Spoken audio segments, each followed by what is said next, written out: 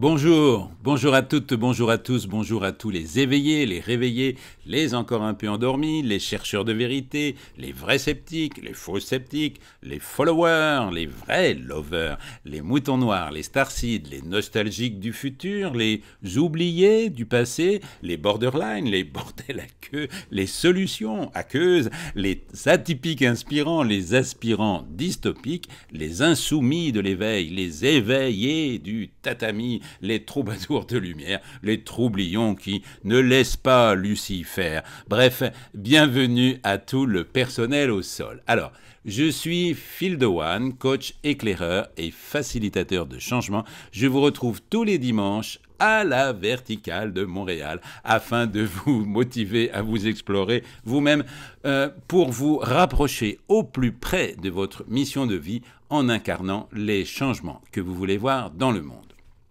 N'oubliez pas de vous abonner. Cliquez tout bonnement sur le bouton abonnement en dessous. C'est gratuit. Ça émoustille la fausse intelligence des moteurs de recherche et ça nous donne par contagion et par effet de levier plus de visibilité et de rayonnement.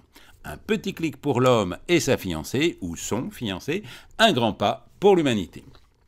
Alors, aujourd'hui, dans ce 5e best-of de l'été, vous pourrez voir de vos yeux ébahis et de vos oreilles en folie 4 extraits d'interviews de 4 personnalités remarquables.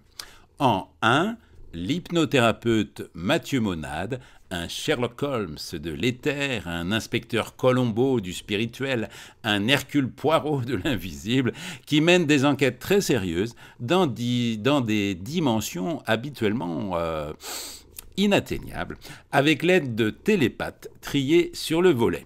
Mathieu Monade anime une chaîne sur YouTube, une chaîne éponyme, où, avec des télépathes du collectif Au Sol, il apporte à une communauté de plus de 120 000 fidèles des réponses inattendues à des questions existentielles que tous les pèlerins, on va dire, de l'éveil se posent, avec son collectif Au Sol, un acronyme qui signifie « œuvrer avec la source pour offrir la lumière ». En numéro 2, vous tomberez sous le charme de Karine Arsène, tombée dans le gong du bouddhisme dès l'enfance.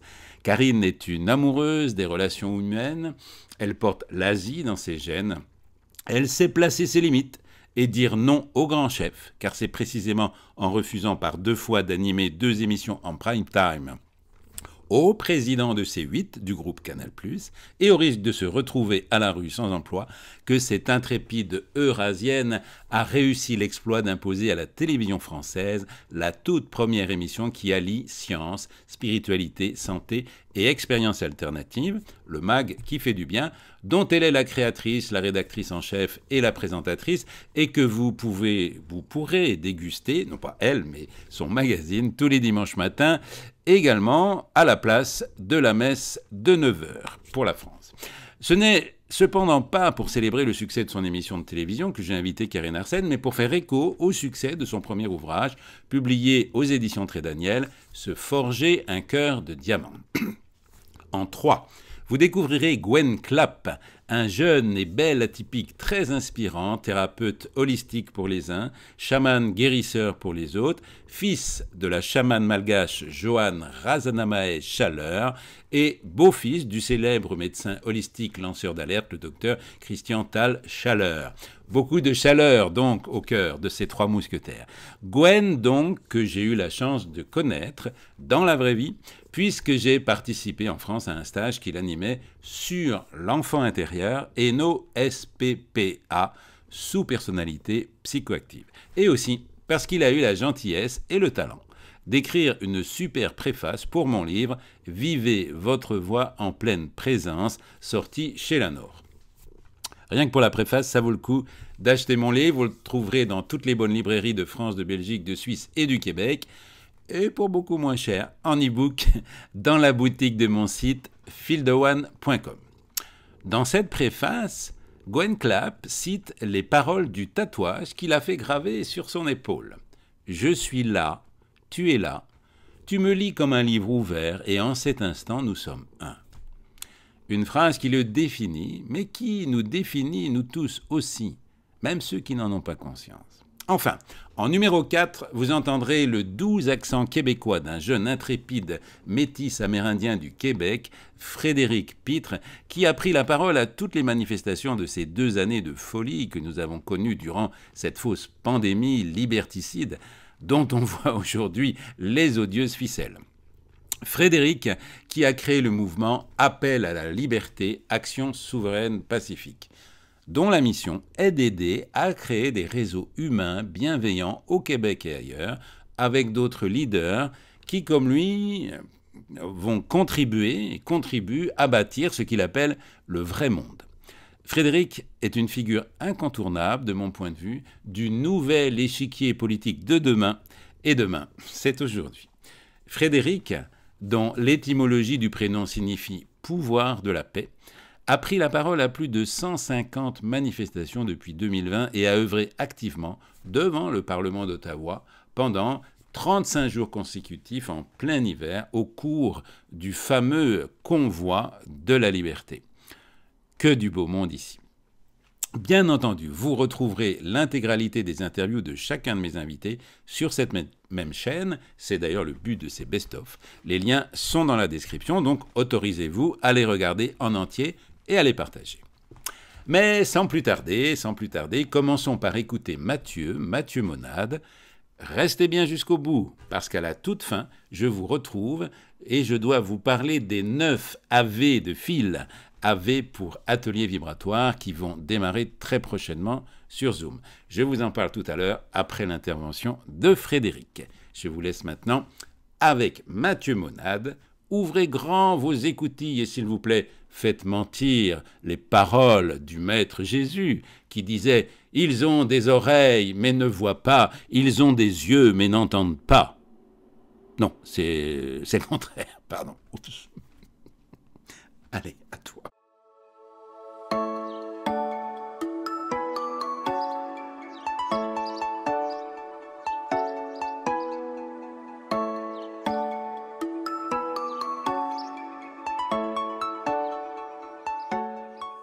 Bonjour Mathieu, comment vas-tu? Bonjour à toi Phil, je vois que tu as bien préparé ta présentation. Je voudrais que tu me parles de c'est quoi, comment on différencie quelque chose qui viendrait de l'imaginaire ou de l'imagination? Comment est-ce que tu définirais l'imagination, l'imaginaire? C'est quoi Alors, en fait? c'est assez peu présent dans le sens où on a un télépathe qui vient faire l'intermédiaire, mais c'est vrai que quand on fait une séance en cabinet, à chaque fois, les personnes se demandent, mais est-ce que c'est moi qui Oui, c'est ça. invente un scénario ou alors Ouais. est-ce que c'est vraiment quelque chose que je suis en train de voir? Et l'avantage que l'on a maintenant, c'est avec Wikipédia, où on peut aller retourner des fois dans des choses très précises et justement voir qu'on ne l'a pas inventé et que ça a vraiment existé, certains éléments historiques ou qui des fois on n'a pas appris ce genre de guerre ou d'événements qui ont eu lieu. Et donc, voilà. Après, il faut avec l'expérience, le répéter, se rendre compte que, non, c'est pour de vrai. On a vraiment été retourné dans une vie intérieure. Des fois, ça peut être très violent, donc il y a pas de souci, ça a été bien vécu, c'est-à-dire qu'on l'a vraiment ressenti en nous. Mais des fois, ça peut rester un peu comme quelque chose qui est un peu vaporeux, qui est là et on se dit: «Mais est-ce que je suis pas en train de l'inventer cette vie antérieure qui défile devant nos yeux?» En fait, c'est l'information qui nous est donnée qui compte à ce moment-là. Et puis, c'est pas si important que ça. Par exemple, bon, moi, j'ai eu cette vision d'Amérindien.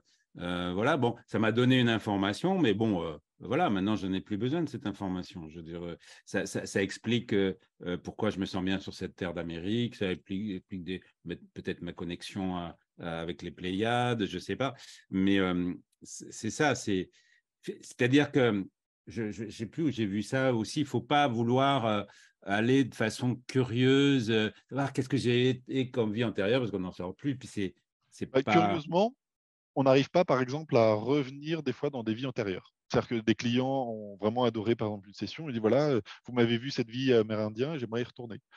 Et donc, on fait avec le télépathe et puis, il ne trouve pas. Il dit non, non. Et comme si elle n'existait plus. Voilà. Oui, Et c'est tout à fait intéressant de voir que d'autres, par contre, seront là tout le temps présentes.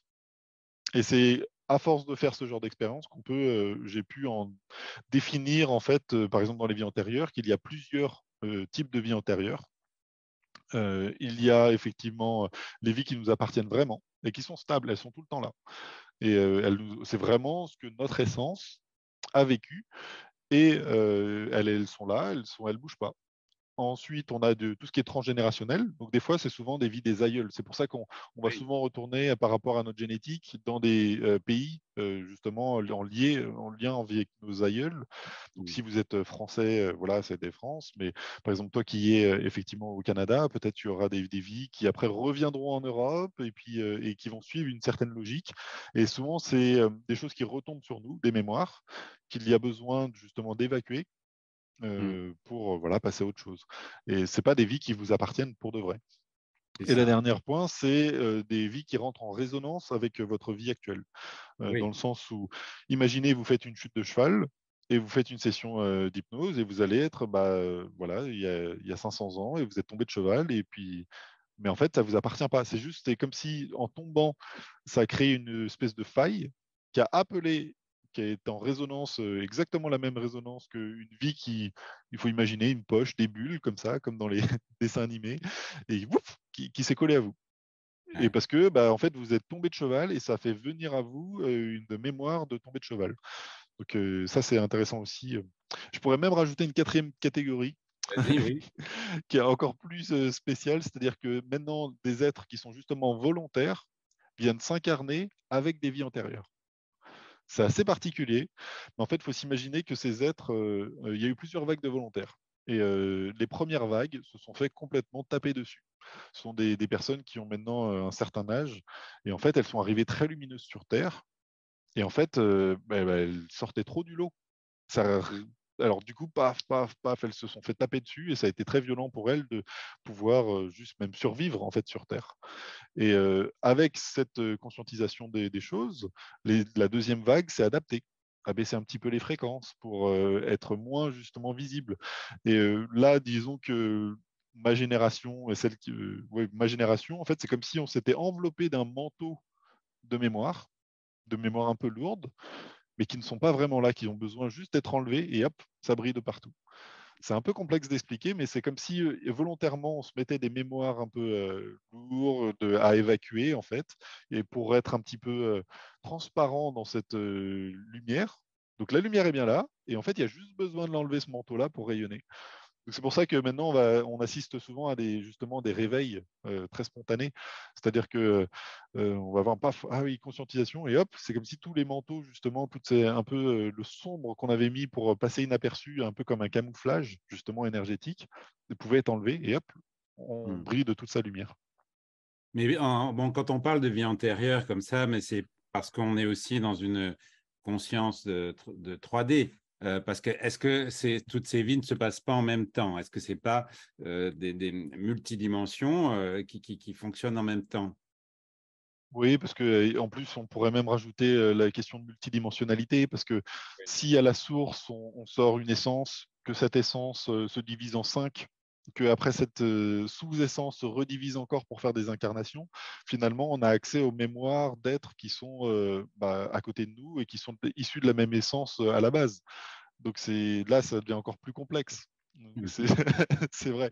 Donc c'est pour ça que moi je me méfie, par exemple, de tous les mots, par exemple famille d'âme, âme Ah, sœur voilà, ou j'allais flamme te dire, jumelle, ouais, tous c'est ces ça. mots-là parce qu'en fait à chaque fois qu'on pose la question, ça n'a pas de sens. Parce qu'il y a tellement d'embranchements, il y a tellement de sous-catégories que finalement chacun est unique. Et même le fait de dire, par exemple, je suis un galactique, Mm. ça n'a pas de sens aussi pour eux. Parce qu'en fait, oui, à une multidimensionnalité, tu as un passage sur ce qu'on appellerait des galactiques, Mm. mais à une autre, tu as un élémentaire. Voilà. Oui, Et, c'est ça. certains ne sont pas du tout galactiques, vont avoir une essence justement complètement pure qui vient de la source. D'autres ont un lien avec ce qu'on pourrait appeler des dragons. Voilà, il y a plein de possibilités. Ce qui fait que il faut se méfier parce que il y a des fois un peu d'ego qui peut rentrer dedans en disant voilà, moi je suis un galactique, je Ouais. viens effectivement sauver l'humanité. On l'entend des fois malheureusement et il faut se méfier un petit peu de justement qu'est-ce qu'on fait après de ces mémoires-là. Parce que Oui. et souvent nos parties au-dessus viennent nous remettre des mémoires un peu lourdes pour nous remettre un petit peu les pieds sur terre, en nous disant attends, attends, là tu commences à te prendre un peu pour le sauveur. Tiens, on va te rappeler qu'un fut un temps, et bah, tu étais justement peut-être de l'autre côté et qu'il Ouais, faut justement rester un peu centré et puis un peu voilà, ouais, humble par rapport à toutes ces infos. ouais, ouais, super. Euh, oui, j'ai vu dans ton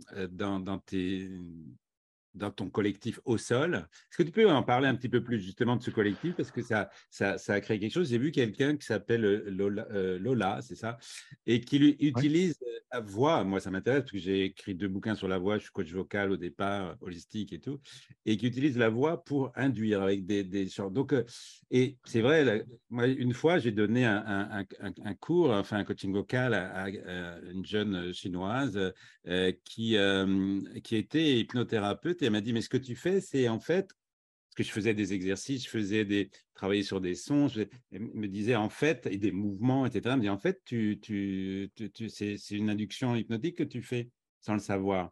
Alors, est-ce que tu peux me Ouais. parler un petit peu de ça, des différentes parce que c'est quoi une induction hypnotique? Qu'est-ce qui nous fait? Donc, on change on modifie son état de conscience, c'est-à-dire qu'on change de vibration, on monte en onde alpha ou theta. Je ne sais pas, est-ce que tu peux mieux expliquer Ouais, ouais. qu'est-ce qui se Alors passe? attends, et là il y a trois questions. Effectivement, la première, sur le collectif au sol, en fait, je Oui, me suis oui, rapidement vu, comme tu as oui. pu expliquer, moi j'ai été formé par une autre équipe. Bon, ils font très bien leur travail, mais moi, il y a un truc qui m'allait pas. Je voulais quelque chose de plus spirituel et moins ésotérique, euh, parce que je m'intéressais plus finalement à la faille qui avait créé le problème, dans lequel le problème était rentré Oui. plutôt que le problème lui-même, ou en tout cas Mm. l'interférent ou l'entité. Et ça m'intéressait plus de savoir finalement qu'est-ce que, par exemple, dans une autre vie, ou pour même des fois avant même d'être incarné sur Terre, quelle était justement cette faille qui a permis justement tout le reste après derrière. Donc remonter à la source et souvent sortir de tout ce qui est 3D, tout ce qui est astral, tout ce qui est justement de tout cela pour remonter le plus haut possible et essayer d'avoir une vue plus globale.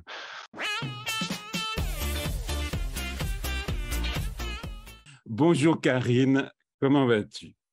Ah, mais c'est merveilleux de t'entendre. C'est magnifique. J'ai envie mon cœur t'applaudit. Toutes mes molécules t'applaudissent. Ah. Penses-tu, comme Dolores Cannon, que certaines personnes n'ont pas d'âme? Alors là, on commence fort. Commence fort. Alors, bah, tu sais que je pratique le bouddhisme et que c'est un socle pour moi, un pilier solide dans ma vie et qui m'a permis finalement de transformer toutes les souffrances en plus grande joie que si je n'avais pas vécu de souffrance. Et ce socle solide, finalement, pour moi, c'est la loi de la vie. C'est comprendre le fonctionnement de la vie pour avoir un meilleur comportement humain dans la vie. Et ce qu'on m'a enseigné et auquel je crois absolument, c'est que tous les êtres vivants, sans aucune distinction, à l'état de Bouddha, dans mon jargon. C'est ça. Alors, qu'est-ce que c'est que l'état de Bouddha? C'est un endroit gorgé, je la ressens dorée, qui n'est pas pollué par les blessures, le karma, et qui rengorge de force vitale, de connaissance. Hein. La connaissance, finalement, on l'a déjà en soi. C'est juste que on est tellement empreint d'illusions, de croyances limitantes, hein, on pourrait dire ça aussi comme terme, qui fait qu'on n'arrive plus à la ressentir. Et Ça. c'est ça, finalement, le mal du siècle. Et elle existe. On pourrait dire que c'est l'énergie d'amour. Oui. Certains l'appellent la source, le divin ou d'un autre nom. J'aime bien appeler ça aussi la force vitale cosmique de l'univers qui est à l'intérieur de soi, mais aussi qui est à l'extérieur. Mais elle demande d'être activée, elle demande d'être nourrie, elle demande d'être appelée. Alors, lorsque Dolores Cannon dit ça, et j'ai fait une émission d'ailleurs sur elle, et j'adore tous ces témoignages, c'est fabuleux. Peut-être qu'elle exprimait le fait qu'il n'y ait pas d'âme, c'est qu'il n'y a plus assez de place pour cet état de Bouddha qui est en soi, auquel je crois et auquel je me raccroche. Parce que je pense qu'on peut le revitaliser, on peut le réveiller, telle une fée ou Merlin l'enchanteur comme toi, je ne sais pas. Mais ça, il existe. Et je veux y croire parce que finalement, si je pense que même si ça devient une petite graine, elle y est, eh bien, je ne peux plus croire en la paix mondiale. Oui, oui, oui, je comprends très Donc, bien. c'est-à-dire que, et j'en parle dans le chapitre sur les amis de bien, et d'ailleurs, je dis même que les ennemis peuvent devenir des amis de bien, parce que Oui, finalement, ils peuvent aussi incarner une fonction pour notre propre vie, comme un enseignant qui nous montrerait les limites de notre propre cœur. c'est Hein. ça. Ça serait un peu le baromètre de notre propre cœur. Et donc, comment élargir ma vie? Comment lui donner l'opportunité, finalement, de réveiller ça en lui? C'est Et ça. c'est ce que je dis, c'est important pour garder notre humanité de bien séparer l'être humain et l'obscurité qui est venue finalement voler. On appelle ça des voleurs de vie. Donc, ça Oui, rejoint un peu Dolores Cannon. C'est-à-dire que ça vient voler notre force vitale, ça vient voler notre vie, qui fait que finalement, on pourrait imaginer cette personne dans une cage au fond tu vois, de son corps et qui est tellement nourri sur la tristesse, la plainte, la noirceur, hein, ou des états vils, et elle l'a tellement nourri que finalement, bah, son état de Bouddha est tellement, son état d'éveil, hein, son état doré, est tellement devenu petit qu'elle est dans une cage, elle dit, mais c'est pas ouais, moi qui parle, c'est pas moi. Et c'est parce que la force obscure a pris tout le reste. c'est ça. Et ça permet de garder l'humanité. Et je fais le parallèle avec Kirikou, ce joli Oui, oui, petit conte africain. La seule personne qui a pu délivrer cette méchante sorcière qui tuait même des hommes du village, eh ben, c'est ce petit Kirikou qui a gardé ce cœur d'enfant, d'émerveillement, de croire oui. qu'il est possible. Parce qu'il avait tellement vu en lui qu'il le voit chez les autres. C'est ça le secret. Oui, bah, c'est ça, c'est ça, c'est ça. Alors, ouais, en fait, on parle de la même chose quand je parle d'âme ou tu parles d'état de Bouddha qui ne serait pas encore, qui est là, mais qui n'est pas encore activé, on va dire. Moi, pareil, si tu veux, quand Dolores Cannon dit que certaines personnes n'ont pas d'âme, elle les appelle les figurants. Je dis pas tout à fait la même chose. Je dis qu'il y a l'âme est là, mais elle n'est pas activée. Voilà, il y a juste une petite étincelle qui est là et que bon, voilà. Ben, Donc, disons c'est que cette âme, elle est là, mais elle a pris une autre couleur. Mais aussi. tu vois ce que je veux dire? C'est-à-dire que, en fait, tu sais, je parle de ce petit conte que peut-être que certains connaissent, que coexiste dans notre grand dojo, qui est l'esprit, hein, Mm. deux dragons. Ils ont la même taille, ils sont identiques, ils ont la même couleur, ils ont la même force. Sauf qu'il y en a un qui va tout le temps chercher l'obscurité et l'autre tout le temps la lumière. Et quelle est la question que pose ce conte? C'est qui décides-tu de dompter dans ton esprit? Et l'esprit, c'est le cœur, c'est l'âme. Ça n'a rien à voir avec la charge mentale et la matière grise. Si toute notre vie, ou même de vie en vie, pour rejoindre un petit peu Dolores Cannon, on arrive comme ça dans cette vie-ci et on continue à nourrir ce dragon noir, ben à un moment donné, en fait, c'est très facile que l'obscurité aussi extérieure, parce qu'elle existe aussi à l'extérieur, elle existe en nous, hein, la force obscure, et puis elle existe aussi à l'extérieur. C'est vraiment Star Wars. Où vas-tu quand tu dors? Pardon? Où vas-tu quand tu dors? Alors, où je vais, alors là depuis justement la planète cœur de diamant et tout ce qui s'est passé, et ce saut quantique là que je ressens, enfin cette joie encore plus forte que je ressens à l'intérieur, au fond de moi, mon canal s'est ouvert, mais d'un coup. Et je dors presque pas. J'ai des informations. Et tu sais, moi, j'ai mon dictaphone, je prends mon téléphone et j'enregistre. Et le matin, et heureusement que j'enregistre, parce que là, ah bon, j'ai dit ça, mais génial. Et moi, ça vient beaucoup par les chansons, etc. Bah, écoute, je vais un peu dans toutes les dimensions. Je suis même allée en dehors de la Terre. Bah, tu vois ce que tu as derrière toi?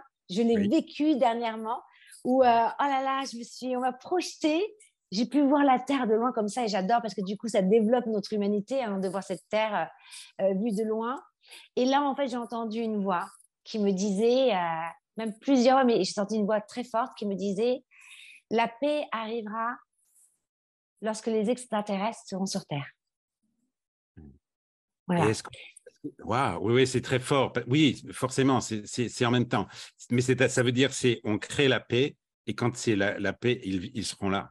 Hein, c'est ça que Je ça veut pense qu'ils dire. vont peut-être nous aider aussi. J'ai senti ça. Alors, c'est Oui, marrant parce que j'avais reçu Alexandra Gabriel, qui est numérologue et qui est très connectée, et qui avait dit sur le plateau que c'est l'année 7, l'année en numérologie cette année, et que c'est l'année où il y aura les extraterrestres vont venir et vont se montrer. Et tu as vu ce qui se passe depuis le début de l'année? On commence à sortir tous les dossiers de Pentagone. Là, il y a Oui. en plus, là, comme c'est l'ère des smartphones, il y a plein de choses. Les gens enregistrent, euh, euh, ils prennent leur caméra pour enregistrer, etc. Donc là, il y a quand même beaucoup de choses qui se passent. Et c'est marrant parce que je l'avais entendu. Et je pense que s'ils viennent, c'est pour nous aider, ouais. Ben, il nous aide déjà, hein, il nous aide déjà Et beaucoup. il nous aide déjà aussi beaucoup, je pense, pour le nucléaire, tout ça. Mais bon, ça, Oui. c'est que ma croyance. Ah, mais non, c'est pas une croyance. Tu sais, moi, j'avais vu une photo avec, quand il y a eu Fukushima, il y avait eu un ovni vraiment au-dessus. Hein. Bon, donc, ils sont venus pour dépolluer aussi. Hein. Ils nous aident. Regarde comme elle est belle, mon bébé. Oh, magnifique. Bonjour, Manaya. Bonjour, mon bébé d'amour. Qu'est-ce que je Wow. l'aime. Elle est belle, hein? Je Elle est l'ai magnifique. dessinée dans le cosmos. Ouais. J'ai prié et je l'ai carrément dessinée. Les quatre pattes blanches, touffues, grises, etc. Et comme par hasard, elle est venue à moi, je ne l'ai même pas cherchée. Et elle est née le 17 août, comme moi, comme par hasard. Wow. Ben, écoute, moi, une autre synchronicité avec les chats. Moi, j'ai eu des chats et en arrivant à Montréal il y a 3 ans, ben, je n'avais pas pu emmener mon chat. Il a été tué, en fait. C'était très dur pour moi. Et là, bon, un accident bizarre. Ici, à chaque fois, je voulais, tu vois, adopter un chat, la SPA, la SPCA, ici, ça s'appelle. Et ça marchait jamais, ça marchait jamais. Et un jour, j'ai une amie qui est journaliste à Radio Centre-Ville qui m'invite souvent d'ailleurs. Et elle adore les chats. Et elle me dit, écoute, je t'appelle, j'ai ma gardienne de chat qui me dit qu'il y a quelqu'un qui part aux Philippines. Et il avait 2 chats, elle m'en a donné un, il y en a un autre. Est-ce que tu le veux? Je dis, ouais, tout de suite. Bon, voilà, peu importe son nom ou quoi. Et c'est un vieux chat, 15 ans, tu vois, c'est beaucoup. Donc, moi aussi. Moi aussi, je suis là, en surpoids, moi aussi un peu en surpoids, donc on va bien s'entendre. Et on me l'a apporté le jour de Noël, le 25 décembre, Waouh! de l'après-midi. Donc, Alors ça, le jour de Noël, l'énergie christique. voilà.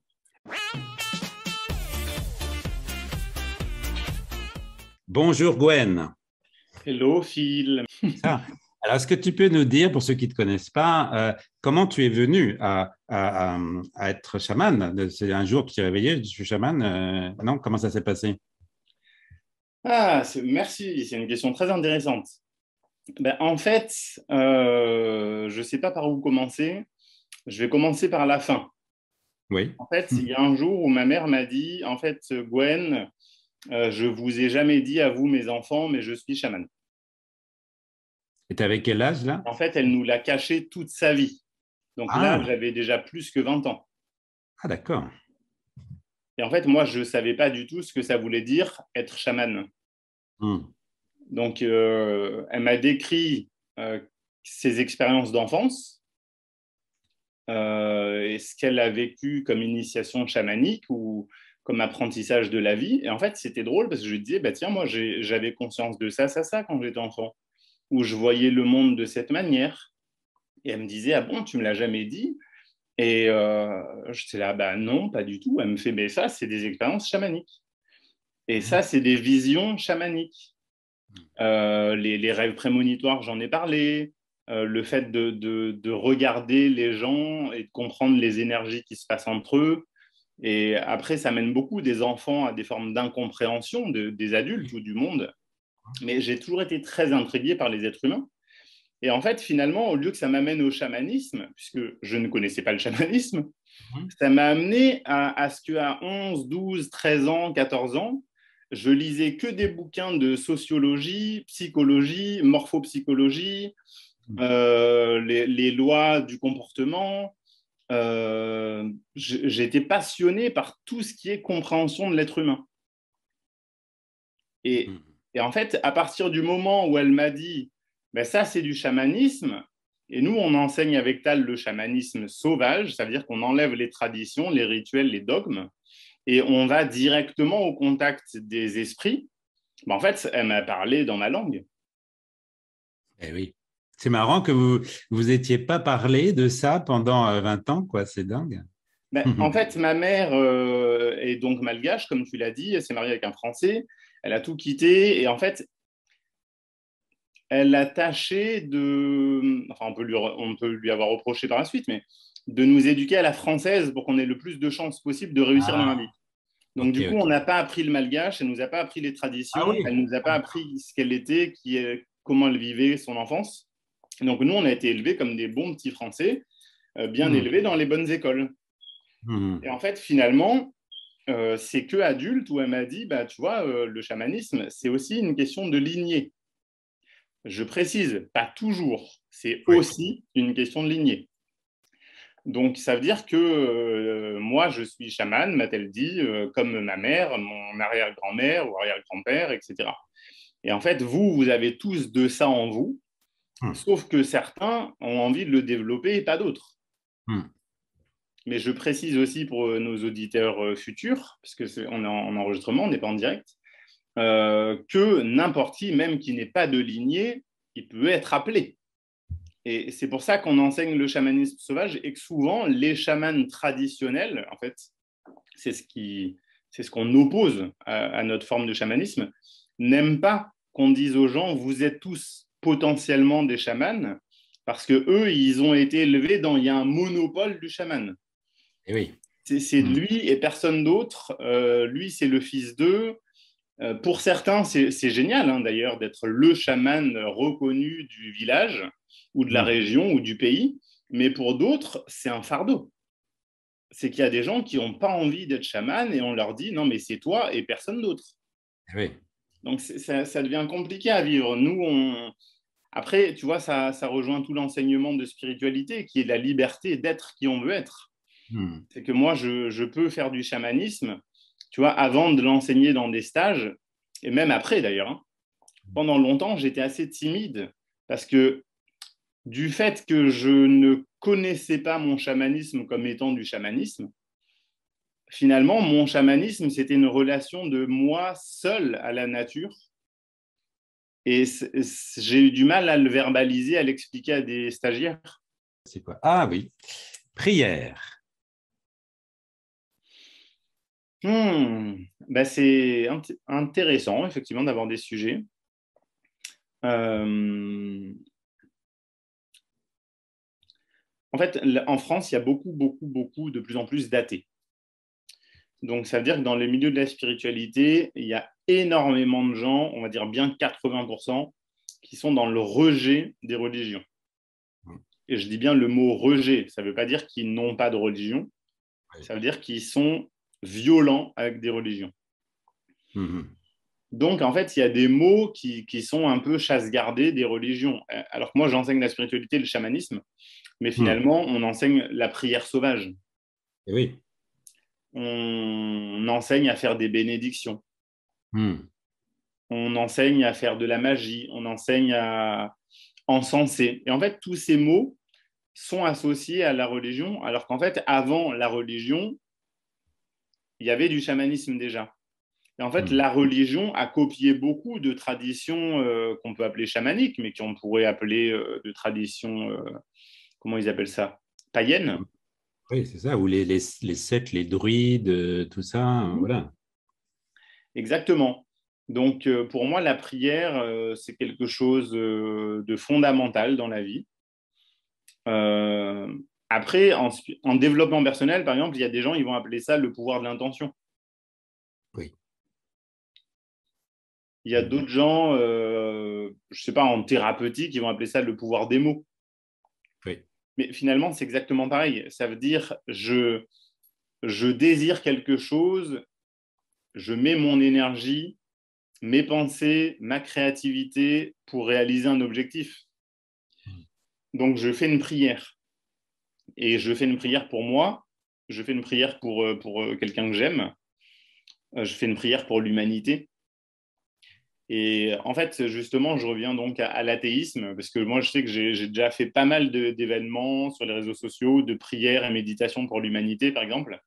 Et il y a toujours des gens qui me disent « Ouais, mais ça ne sert à rien de prier, il faut des actions. » Puis je leur dis « Mais l'un n'empêche pas l'autre. Oui. » C'est que tu peux faire des actions sous l'émotion, où tu peux te recentrer, prier et agir. Et pour moi, c'est quand même complètement différent. Donc, c'est une prière que je pourrais qualifier de non religieuse, finalement, tout simplement.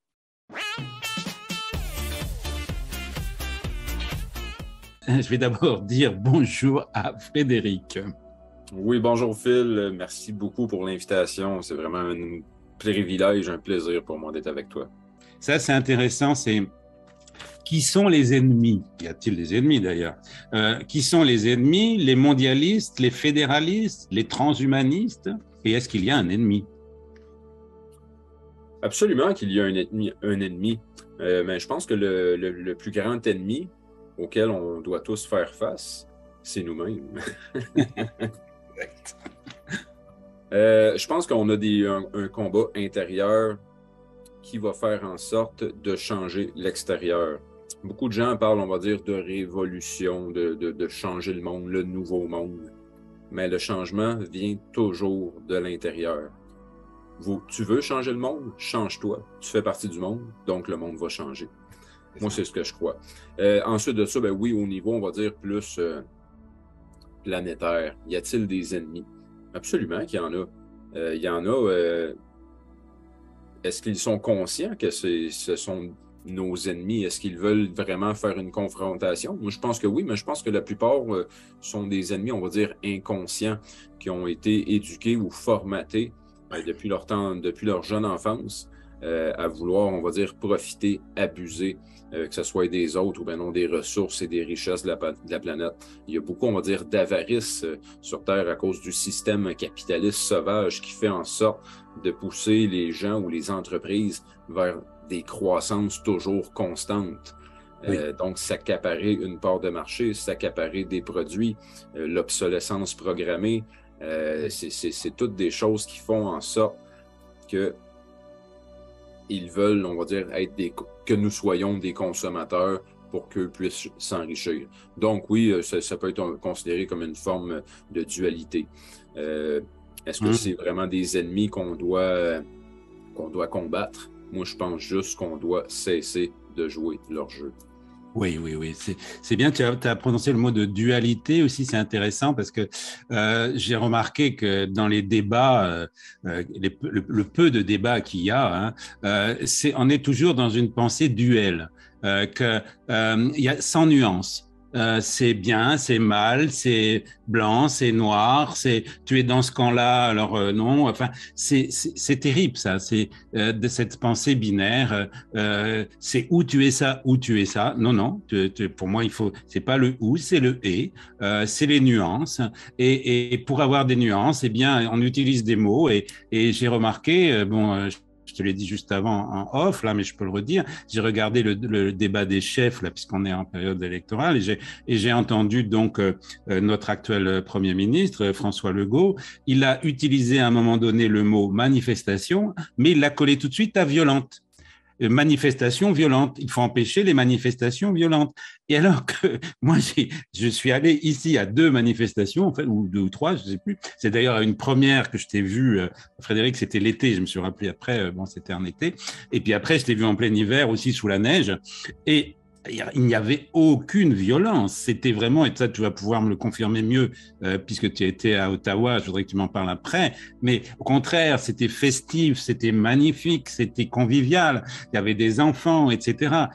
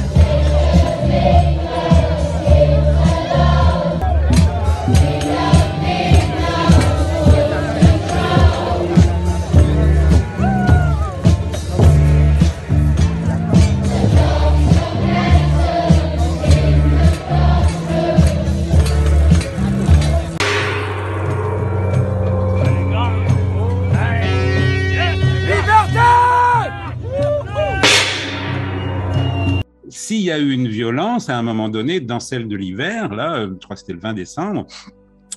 Eh bien, il y avait des gens en Père Noël. Eh bien, il y a des policiers qui ont mis des amendes de 1400 ou 1500 dollars à un policier parce qu'il n'avait pas son masque. Votre attention, s'il vous plaît. Conformément au décret 10-20-2020, adopté en vertu de la loi sur la santé publique, il vous est ordonné, en tant que participant à une manifestation, de porter un couvre-visage. Il vous est également ordonné de maintenir une distance d'un minimum de 2 mètres entre chacun de vous. Le refus d'obtempérer à l'un ou à l'autre de ces ordres vous rend passible d'une amende pouvant aller de 1000 à 6000 dollars. Merci de contribuer à limiter la propagation de la COVID-19. Nous sommes tous faits de poussière d'étoiles. Tout ce qui nous entoure. Avant la formation de la planète ou du Soleil, tout ça, nous étions tous de la poussière d'étoiles. On s'est formé, la planète s'est formée, la vie est apparue, on est devenu des mammifères, on a évolué jusqu'à devenir des êtres humains. À l'intérieur de chaque personne, nous avons tous une chose en commun, qui est l'étincelle divine qui vient de la source créatrice de toute vie. Oui, merci de le dire, merci de le dire, parce que c'est ça pour moi le cœur de la parole que je donne ici sur cette chaîne, c'est cette connexion au divin. Après on met les mots qu'on veut, mais c'est ça, et c'est cette étincelle divine et qui n'est peut-être pas activée chez certaines personnes. Chez beaucoup de monde. Et ça fait partie pour moi de mon travail et du tien, je sens aussi. Quand on parle d'éveiller les consciences, c'est bien ça. C'est bien de nous relier au divin et à commencer par notre âme. Voilà. Et voilà, chers membres du personnel au sol, vous avez bien fait de rester jusqu'au bout. Vous pourrez voir l'intégralité des interviews de Mathieu, Karine, Gwen et Frédéric en cliquant sur les liens dans la description sous la vidéo. Alors, je vous ai dit en introduction que j'avais quelque chose d'important à vous dire à propos non pas des aveux de fil, mais des AV de fil. AV pour atelier vibratoire que je vais animer tout bientôt. Alors, oui, je dois vous dire, chers écouteurs, que j'ai la joie de vous inviter à rejoindre une communauté d'éveillés venus des 4 coins carrés de notre planète ronde pour croître en harmonie et en alignement sur les 4 plans de l'être, le physique, l'émotionnel, le mental et le spirituel, pour améliorer nos capacités psychiques, sensorielles et extrasensorielles afin de mieux communiquer. Vous pourrez ainsi vous rapprocher au plus près de votre mission de vie en 9 étapes ludiques dans une formation exclusive articulée en 9 ateliers vibratoires en ligne. Où que vous soyez géolocalisé sur Gaïa, et pourvu que vous ayez une connexion Internet, vous pourrez participer à 1, 3, 6 ou 9 de ces AV, ateliers vibratoires de fil, un dimanche sur 3, en direct sur Zoom, dès le 15 octobre 2023 à 17h heure de France, 11h heure du Québec, lors de séances d'une durée de 2h30, sous le signe de la magie, de la joie et de la convivialité. Alors attention, le nombre de places est limité, afin de pouvoir y créer des zones d'interactivité avec micro et caméra ouverts. Au programme, des exercices d'élévation vibratoire, de respiration Wim Hof, de méditation guidée, d'harmonisation des chakras, de mise en résonance aux 9 fréquences sacrées de Nikola Tesla, des pratiques de yoga de la voix avec des mantras, des chants, des affirmations positives, des essais d'écriture intuitive, de télépathie aussi, et de nombreuses autres expérimentations ludiques qui sauront révéler votre singularité, libérer votre créativité et créer des liens avec les autres membres du groupe sous l'impulsion du slogan rare, révélez-vous, affirmez-vous et rayonnez. Grâce à l'amélioration de la qualité de votre relation au vivant et par votre exemple de colibri qui ose s'exprimer, vous accélérerez le processus d'éveil de l'humanité et son ascension. À l'issue de cette formation, vous saurez mieux communiquer non seulement avec les multiples parties de vous-même et le vivant qui vous entoure, mais également avec nos frères et sœurs des civilisations galactiques avancées. En effet, gâteau sur la cerise pour clore le cycle des 9 AV, ateliers vibratoires de Phil. Dans un lieu sacré qui vous sera révélé au juste moment, nous nous rencontrerons en présentiel, enfin, pour célébrer nos avancées et pratiquer ensemble un CE5, CE5, rencontre du 5e type, selon le protocole du docteur Stephen Greer. Durant ces 9 AV, ateliers vibratoires, qui s'articuleront autour de 3 axes, l'énergie, la voix et les mots, 3 domaines que j'explore depuis plus de 40 ans, il vous sera envoyé des codes de lumière galactiques par ma voix utilisée comme support. Je suis un expert de la voix énergie, de la voix parlée et de la voix chantée. J'ai consacré 2 ouvrages sur le sujet. Mettez du ki dans votre voix, au souffle d'or, et vivez votre voix en pleine présence chez Lanor. J'ai également eu 3 contacts extraterrestres, dont 2 ont été révélés sur ma chaîne, Phil de One TV, ainsi que sur BTLV de Bob Belanca, et également par le truchement d'un récit de fiction dans mon roman 2027, La Révélation. Les centaines de commentaires positifs et pouces levés d'une communauté de près de 7500 fidèles abonnés à Phil de One TV m'ont donné l'impulsion pour lancer cette formation des ateliers vibratoires de Phil afin de vous guider, de vous conseiller, vous soutenir et vous motiver afin d'incarner les changements que vous voulez voir dans le monde. J'espère vivement que toi qui m'écoutes en ce moment, tu compteras parmi les personnes qui veulent reprendre leur pouvoir et leur souveraineté pleine et entière. Tu peux d'ores et déjà noter sur ton agenda les 9 rendez-vous qui ont été fixés. Ce sera un dimanche sur 3 à 17h heure de l'Europe de l'Ouest, les 15 octobre, 5 et 26 novembre, le 17 décembre 2023, puis les 7 janvier, 18 février, 10 et 31 mars et 21 avril 2024. Les prix seront modulés suivant le nombre de séances et adaptés à votre pays de résidence, afin d'assurer une parfaite équité. Ils ne dépasseront pas le prix d'un excellent repas. Voilà, alors si vous ressentez l'élan de vous inscrire à 1, 3, 6 ou 9 de ces ateliers, merci de me donner en privé votre adresse email afin que je vous envoie les infos dont vous avez besoin. Le lien est dans la description. Si je ne me trompe pas, il reste encore 2 best-of à venir. Et je peux déjà vous dire qu'en septembre, vous découvrirez 2 nouveaux invités exceptionnels, dont je vous donnerai bientôt les noms. Que du beau monde, vous pouvez en être certain. Sur ce, je vous honore pour votre écoute et votre fidélité aux émissions de Phil de One TV. Je vous bénis et salue le divin en vous. À tout bientôt. Bye bye.